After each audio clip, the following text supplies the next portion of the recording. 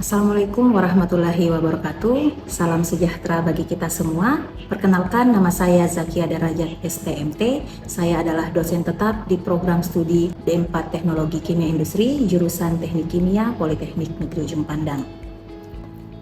Video pembelajaran ini didokumentasikan sebagai bagian dari dokumen pernyataan diri dosen dalam unjuk kerja Tridharma Perguruan Tinggi atau PDD UKT-PT pada unsur pengajaran untuk program sertifikasi dosen tahun 2026. Pada kesempatan kali ini, saya akan menampilkan proses pembelajaran pada mata kuliah yang saya ampu, yaitu mata kuliah Proses Industri Kimia dengan kode 432J21503113. Mata kuliah ini memiliki bobot 3 SKS dan wajib ditempuh oleh mahasiswa pada semester 5. Mata kuliah ini membahas secara komprehensif mengenai proses pengolahan bahan baku menjadi produk-produk fungsional dalam skala industri. Adapun cakupan materi yang diajarkan meliputi dasar industri kimia, metodologi teknik kimia, perkembangan industri kimia di Indonesia, serta secara spesifik membedah industri pengolahan bahan baku organik dan anorganik hingga industri agro dan mineral. Dalam memfasilitasi perkuliahan ini, saya menerapkan pendekatan DIA, Delivery, Interaction, dan Assessment. Untuk delivery yaitu materi disampaikan berbasis studi kasus industri nyata menggunakan bantuan media diagram alir proses atau proses flow diagram. Untuk interaction yaitu interaksi di kelas dihidupkan melalui diskusi kelompok interaktif untuk memecahkan masalah real pada diagram blok industri. Dan untuk assessment, penilaian dilakukan secara objektif melalui rubrik unjuk kerja kelompok dan evaluasi keaktifan individu.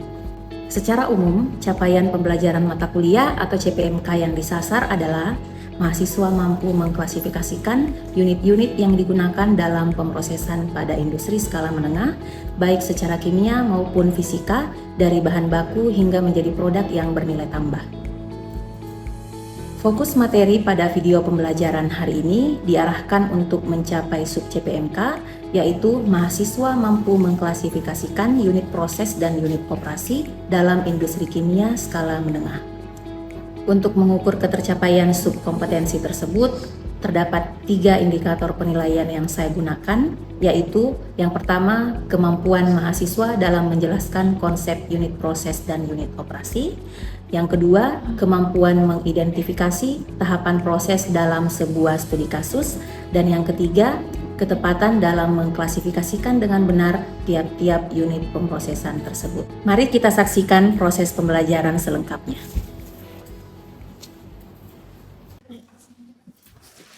Assalamualaikum. Waalaikumsalam warahmatullahi wabarakatuh. Selamat pagi semua, bagaimana kabarnya hari ini? Alhamdulillah, Ibu. Sebelum kita memulai perkuliahan, kita absen dulu ya. Iya, Bu. Ada yang tidak hadir? Hadir semua, Ibu. Ya, oke. Bismillahirrahmanirrahim. Assalamualaikum warahmatullahi wabarakatuh. Waalaikumsalam warahmatullahi wabarakatuh. Sebelum kita memulai perkuliahan, mari kita sama-sama berdoa sesuai dengan keyakinan masing-masing. Berdoa dimulai. Berdoa selesai.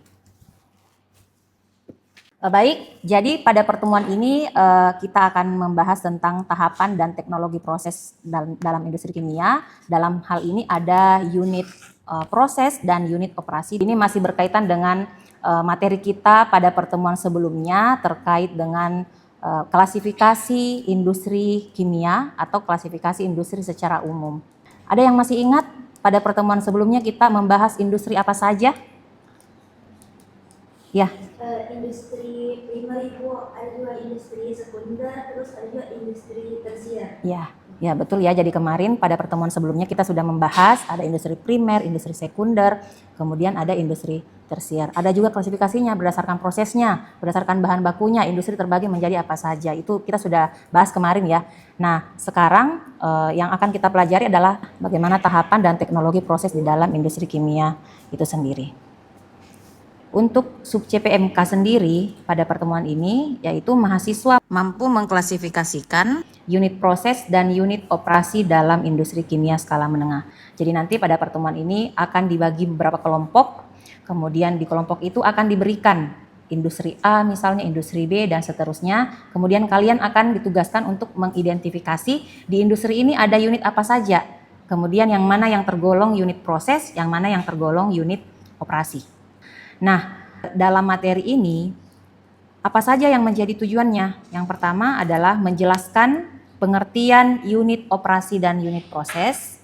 Jadi diharapkan kalian bisa membedakan unit proses itu yang mana, yang bagaimana, kemudian unit operasi itu yang bagaimana. Yang kedua adalah membedakan karakteristik unit operasi dan unit proses. Yang ketiga, mengidentifikasi unit operasi dan unit proses dalam suatu industri kimia.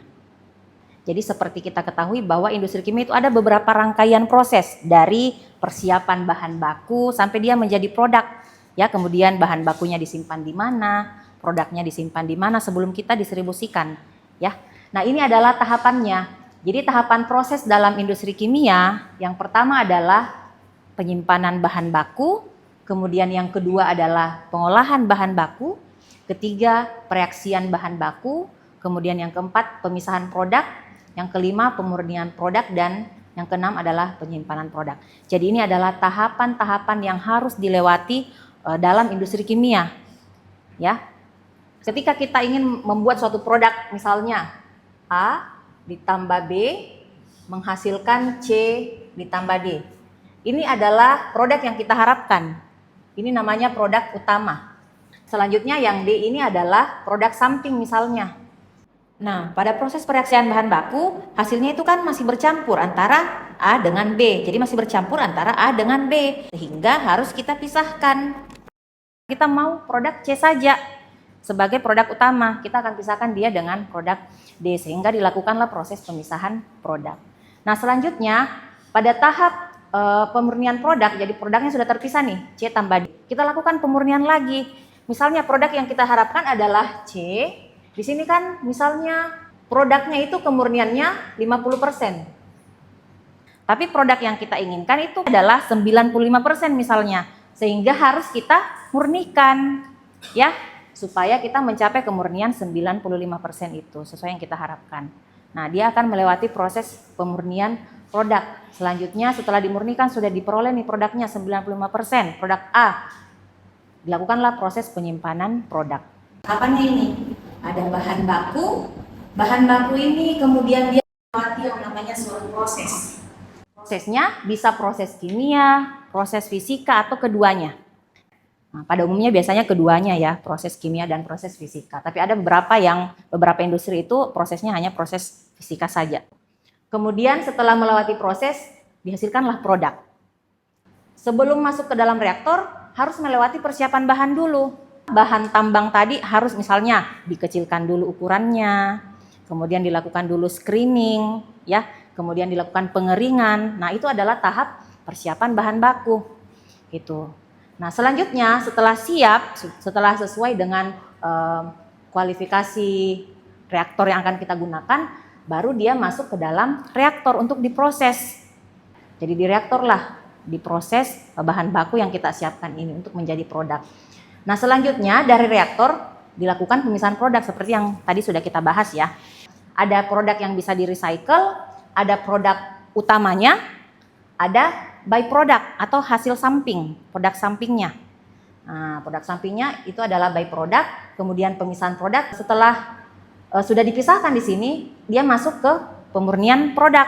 Di sinilah dimurnikan. Misalnya kita mau naikkan konsentrasinya atau kemurniannya di sini. Nah, dalam pemurnian, dalam pemisahan kan tentunya ada limbah ya. Nah, itu bisa diteruskan ke unit pengolahan limbah, sedangkan pemurnian produk kita bisa teruskan prosesnya ke penyimpanan produk. Selanjutnya bisa dipasarkan. Persiapan bahan baku ini ada beberapa. Ada penyesuaian bentuk, ya. Kemudian ada penyesuaian komposisi, ada transportasi bahan. Jadi unit persiapan bahan baku misalnya saja penyesuaian bentuk. Seperti yang tadi bahan tambang, kita sudah tambang. Nah, kita sesuaikan bentuknya ya. Biasanya kan dalam bentuk bongkahan yang besar nih, tidak mungkin langsung masuk ke dalam reaktor atau masuk ke dalam rotary dryer misalnya ya. Kita harus kecilkan dulu ukurannya. Menggunakan apa? Menggunakan unit-unit seperti ini. Jadi unit itu peralatan ya. Unit itu maksudnya peralatan. Nah, apa saja? Ada tracer ya. Kalau misalnya penyesuaian bentuk fasa. Kemudian ada bisa kecil berarti pakai tracer, pakai cutter, pakai grinder, itu contohnya. Kemudian ada evaporator kalau untuk kita ubah fasanya, kita sesuaikan. Sudah ada gede, tapi spesifikasinya bahan A ini harus bentuknya cair. Ya, yang masuk reaktor itu cair, sedangkan yang ada yang tersedia itu padat. Berarti kita makan dulu, kita sesuaikan dulu fasanya, kita bentuk cair dulu, berarti kita larutkan dulu. Ya, sebelum masuk ke dalam reaktor. Nah, ini kita bisa melewati proses penyesuaian bentuk fasa. Kemudian penyesuaian komposisi. Misalnya ya, penyesuaian komposisi ini misalnya kita butuh etanol 40%, tetapi etanol yang kita punya itu 70%, sehingga kita harus turunkan dulu konsentrasinya ya, kita encerkan dulu.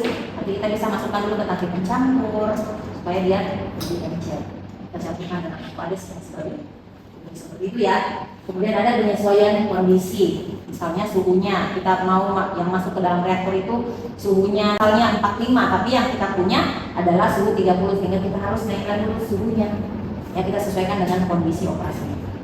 Selanjutnya adalah tahap sintesis. Jadi pada tahap ini bahan baku atau reaktan diubah menjadi produk yang diinginkan melalui reaksi kimia. Selanjutnya adalah tahap finishing. Jadi tahap finishing ini adalah tahapan akhir dalam proses industri kimia yang tujuannya adalah untuk menyiapkan produk agar memenuhi spesifikasi mutu, aman disimpan, mudah didistribusikan, dan siap dipasarkan kepada konsumen. Jadi tujuan tahap finishing ini yaitu untuk memastikan produk memenuhi standar mutu, kemudian meningkatkan stabilitas dan daya simpan produk, memudahkan penanganan penyimpanan dan distribusi, dan meningkatkan nilai jual dan daya tarik produk. Jadi beberapa contoh kegiatan pada tahap finishing yaitu pengeringan, misalnya penghalusan atau pengayakan, kemudian granulasi atau pembentukan, kemudian ada pendinginan untuk menurunkan suhu produk sebelum dikemas, proses pengemasan, pelabelan, hingga pemeriksaan mutu akhir. Jadi unit proses itu adalah unit yang berkaitan dengan konversi suatu bahan menjadi bahan lain dengan cara reaksi. Ya, jadi konversi suatu bahan menjadi bahan lain dengan cara reaksi. Contohnya apa? Reaktor. Jadi tempatnya A tambah B supaya menjadi C, ini apa namanya? Namanya unit proses. Ya, itu. Ini ada beberapa contoh unit proses ya. Prosesnya apa saja? Asilasi, alkoholisis, dan sebagainya. Unitnya apa atau peralatannya apa yang termasuk unit proses itu apa? Ada reaktor. Reaktor nanti terbagi lagi. Ada reaktor alir tangki berpengaduk, kemudian ada reaktor alir pipa. Nah, kemudian unit operasi. Unit operasi itu adalah unit yang berkaitan dengan perpindahan massa dan perpindahan panas ataupun secara fisis. Intinya, unit operasi itu adalah unit atau peralatan yang tidak melibatkan reaksi kimia. Dia hanya proses fisis saja. Ya, jadi yang tadi yang disebutkan di awal tadi tuh, grinding, crushing, masuk unit operasi. Seperti itu. Tentunya kalian pernah menggunakan kondensor di laboratorium kimia. Tujuan penggunaan kondensor ini adalah mengubah fase uap menjadi cair. Kira-kira ada reaksi kimia di situ atau tidak? Tidak ada ya, karena dia hanya merubah fase saja. Dari uap menjadi cair, sehingga kita bisa kategorikan sebagai unit operasi. Jadi kalau tidak ada reaksi kimia berarti unit operasi. Nah, selanjutnya tabung reaksi yang digunakan di lab. Tabung reaksi, kita mereaksikan bahan A dicampur bahan B di tabung reaksi. Kira-kira ada reaksi kimia di situ? Ada. Berarti tabung reaksi itu masuk kategori apa? Unit operasi atau unit proses? Unit proses. Iya, unit proses karena ada konversi bahan A menjadi bahan B. Ya, jadi itu intinya ya, itu perbedaannya. Unit proses itu melibatkan reaksi kimia atau terjadi perubahan dari bahan A menjadi bahan B, sedangkan unit operasi hanya proses fisis saja di situ. Tidak ada reaksi kimia. Contohnya apa? Agitasi, klasifikasi, pemisahan, itu. Jadi ini adalah contoh-contoh beberapa proses yang menggunakan unit operasi. Sekarang pemindahan bahan dalam bentuk padatan. Nah, ini ada beberapa. Ini akan kalian temukan ketika kalian merancang pabrik. Ada apa saja? Ada belt conveyor, ada screw conveyor, ada bucket elevator. Tentunya penggunaannya berbeda-beda ya. Kapan kita menggunakan belt conveyor, kapan kita menggunakan screw conveyor, kapan kita menggunakan bucket elevator. Misalnya suhu air yang masuk di sini, airnya dengan suhu yang rendah, anggap 30 derajat Celcius masuk. Ada air dengan suhu yang tinggi, ya. Akan terjadi pertukaran. Jadi air yang dengan suhu yang rendah ini masuk melalui cup. Jadi ini bisa kelihatan ya, ada pipa-pipa kecil, dia masuk melalui cup. Kemudian air yang dengan suhu yang tinggi, air panasnya itu masuk melalui namanya shell. Ada satu unit lagi, yaitu unit utilitas. Jadi unit utilitas ini adalah sekumpulan unit-unit atau bagian dari sebuah pabrik yang berfungsi untuk menyediakan kebutuhan penunjang proses produksi. Jadi kita bisa menganggap bahwa unit utilitas adalah unit pendukung. Contohnya apa? Ada unit penyediaan air, unit penyediaan tenaga listrik. Kira-kira pabrik bisa berjalan tidak kalau tidak ada air, tidak ada listrik, tidak ada bahan bakar? Tidak bisa ya. Nah, jadi ini adalah unit penunjang. Unit penyediaan air, air apa saja? Kita butuh air proses, kita butuh air untuk umpan boiler, kita butuh air untuk pendinginan. Kemudian ada unit penyediaan tenaga listrik. Nah, ini juga masuk unit utilitas. Ada unit penyediaan steam. Misalnya tadi ada butuh pemanasan. Nah, dia menggunakan heat exchanger, berarti butuh steam. Ada unit penyediaan thermal fluida. Ada unit penyediaan bahan bakar, unit penyediaan udara tekan. Itu masuk semua ke dalam unit utilitas. Ya, jadi dari beberapa unit yang sudah kita bahas tadi, apakah kalian sudah bisa membedakan antara unit operasi, proses, dan utilitas? Bisa. Bisa ya? Kira-kira apa untuk unit proses dan unit operasi sendiri? Kira-kira apa perbedaan mendasarnya? Ya. Kalau unit proses itu melibatkan reaksi kimia, Ibu. Atau unit proses itu berkaitan untuk mengubah suatu bahan menjadi bahan lain. Ya. Kalau unit operasi itu, Ibu, unit yang berkaitan dengan perpindahan massa dan perpindahan panas secara fisik, tidak terjadi melibatkan proses kimia atau tidak terjadi pembentukan bahan lain dari unit tersebut. Terus yang ketiga itu, Bu, ada unit utilitas. Ya betul sekali ya. Berikan aplaus dulu. Ya, oke. Jadi Ibu rasa semua sudah paham, sudah bisa mengklasifikasikan, sudah tahu pengertian unit proses, unit operasi, sudah bisa membedakan, sudah bisa mengidentifikasi nih kalau ada peralatan yang mana yang unit proses, yang mana unit operasi. Nah, atau bisa juga yang mana unit utilitas. Bisa ya? Kita akan bagi kelompok. Nah, di sini Ibu sudah siapkan beberapa industri kimia, diagram alirnya ya, diagram alir industri kimia. Nanti setiap kelompok akan mengidentifikasi peralatan di industri pembuatan deterjen, atau misalnya di industri nikel ada beberapa peralatan. Ya, peralatan A ini masuk apa? Unit operasi atau unit proses, itu kalian harus bisa mengidentifikasi secara berkelompok. Nanti kalian jelaskan kenapa bisa ini dikatakan unit proses, kenapa bisa dikatakan unit operasi. Tentunya kalian harus tahu fungsi peralatannya masing-masing dulu ya, supaya bisa mengidentifikasi. Jadi sudah dibagi kelompoknya ya, kelompok 1 di depan, kemudian kelompok 2, kelompok 3, kelompok 4. Nah, kita akan bagi, kelompok 1 akan mendapatkan industri apa?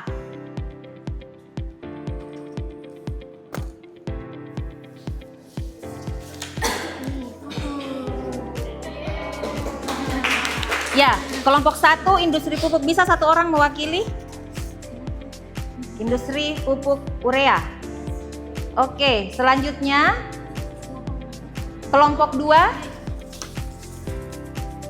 Kelompok 2 mendapatkan industri sabun atau deterjen. Bisa satu orang dek ke depan mewakili. Kelompok 3. Ya, selanjutnya kelompok 3.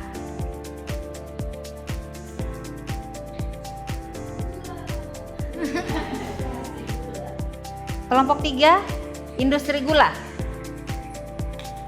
Satu orang? Ya. Oke, berarti kelompok 4 tidak ada pilihan lagi ya. Kelompok 4 akan mengidentifikasi industri pengolahan biji nikel. Boleh, Wildan? Iya, silahkan. Ya, jadi itu tugasnya. Boleh berembuk. Rembuk.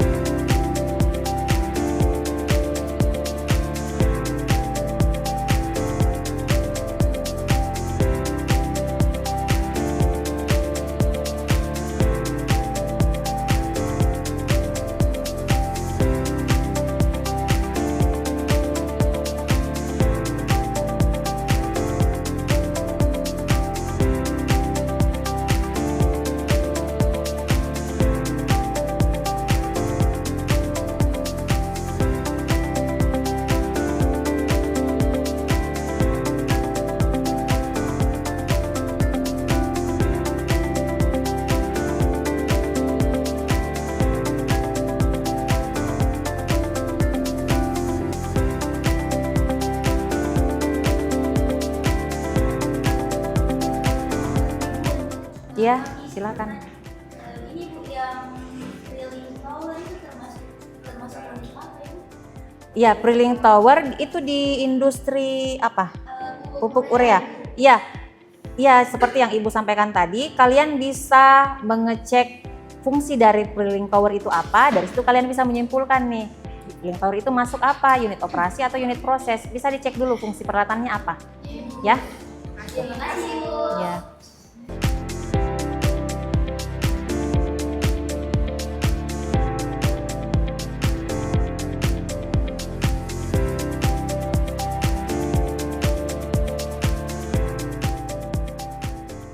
Oke, jadi kalian sudah identifikasi, sudah bisa mengidentifikasi?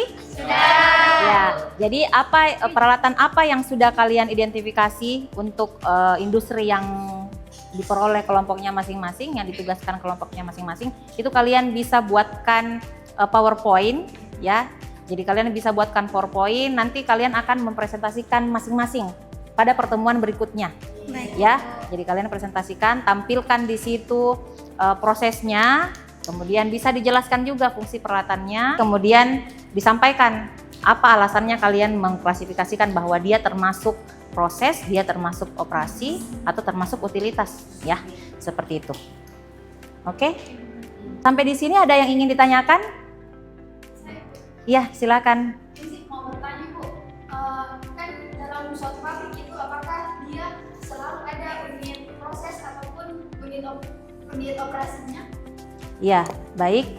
Jadi pada umumnya industri kimia itu melibatkan unit proses dan unit operasi. Industri kimia itu kan ada persiapan bahan baku, ada pengolahan, kemudian ada penyempurnaan produk. Nah, persiapan bahan baku dengan penyempurnaan produk ini biasanya identik dengan unit operasi. Nah, nanti pengolahan itu biasanya identik dengan unit proses. Ada juga industri yang hanya melibatkan unit operasi saja. Seperti itu. Jadi tidak ada reaksi kimia. Contohnya apa? Industri tepung terigu. Nah, itu kan tidak ada, dia tidak merubah dari bahan A menjadi bahan B. Dia hanya merubah bentuknya saja ya, dari gandum menjadi tepung. Seperti itu. Jadi ada yang menggunakan, tapi kalau industri kimia pada umumnya dia menggunakan unit operasi dan unit proses secara bersamaan. Oke, ada lagi pertanyaan? Sudah dipahami untuk materi hari ini? Ya, baik. Itu saja materi untuk pertemuan hari ini. Selanjutnya, untuk pekan berikutnya kita akan membahas tugasnya ya. Jadi akan presentasi, kemudian kita akan lanjutkan dengan pembuatan diagram alir proses pada industri kimia. Sekian dari saya, semangat terus. Saya berharap selama perkuliahan ini kalian tidak hanya menghafal nama-nama alat atau proses, tetapi juga mampu berpikir seperti seorang engineer. Mengapa suatu proses dipilih, bagaimana meningkatkan efisiensinya, bagaimana menjamin keselamatan kerja, serta bagaimana menghasilkan proses yang lebih ramah lingkungan. Dengan cara berpikir ini, kalian akan lebih siap menghadapi tantangan dunia industri. Oke, sekian. Terima kasih atas perhatiannya. Wassalamualaikum warahmatullahi wabarakatuh. Waalaikumsalam warahmatullahi wabarakatuh.